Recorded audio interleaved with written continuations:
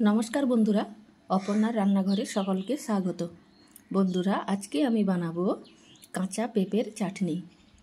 तो प्रथमे आमी এই पेपे निয়েছি। पेपेटार এইভাবে मोटा करे खोसा छाड़िए ভিতরের যে বীজ ছিল সেই সব ফেলে ভালো করে ধুয়ে নিয়েছি। এবার এটিকে একটা এরকম গ্রেটারের সাহায্যে গ্রেট করে নেব।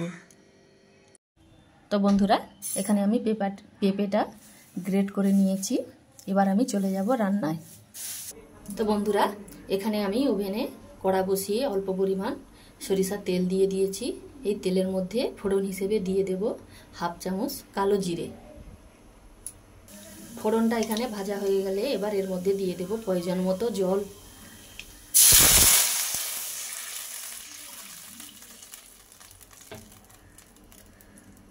আর দিয়ে দেব এই জলের মধ্যে 6 চামচ চিনি দেওয়ার পর চিনিটা যখন জলের সঙ্গে ভালোভাবে মিশে যাবে তখন এর মধ্যে দিয়ে দেব গ্রেট করে রাখা পেঁপে দেওয়া হয়ে গেলে এবার এর মধ্যে দিয়ে দেব একটা তেজপাতা আর দিয়ে দেব স্বাদ মতো নুন দিয়ে একটু নাড়াচাড়া করে এবার এটিকে একটু ঢাকনা দিয়ে ঢাকিয়ে দেব।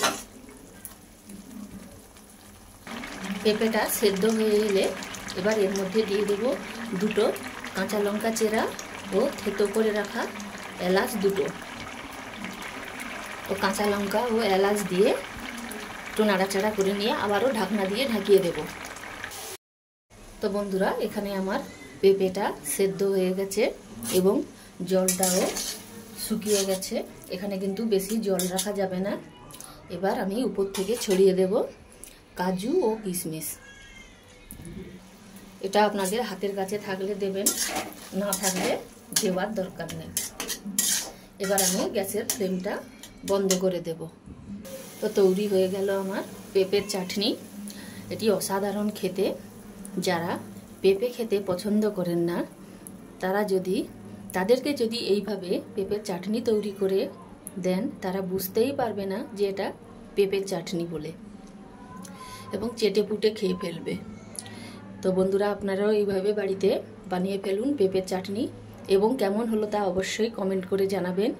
সেই সঙ্গে আমার এই রেসিপিগুলো যদি আপনাদের ভালো লাগে তাহলে অবশ্যই আমার এই চ্যানেলটিকে লাইক, শেয়ার ও সাবস্ক্রাইব করে আমার পাশে থাকবেন।